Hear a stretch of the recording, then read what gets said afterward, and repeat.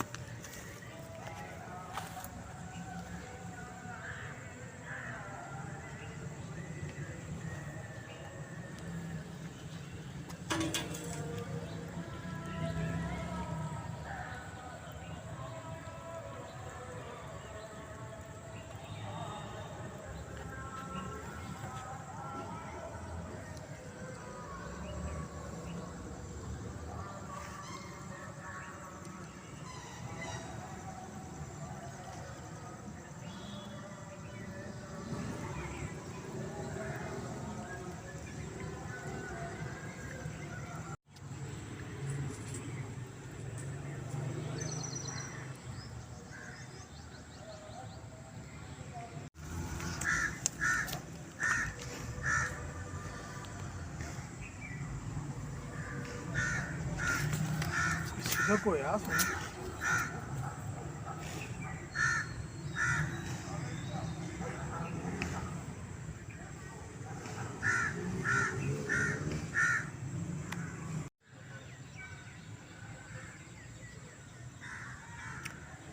हमने इसको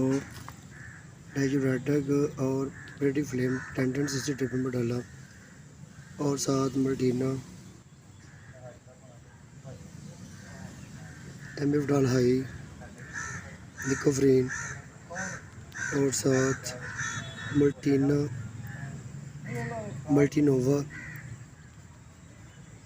50-50 सीसी हमने डाले 2 ड्रिप्स हमने डेक्सट्रोज लगाई हैं और 2 ड्रिप हमने इसको रिंगर की लगाई हैं।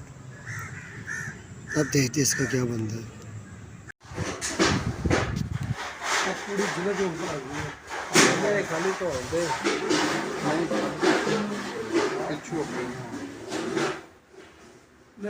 पहले दिन चादर से शुरू हुए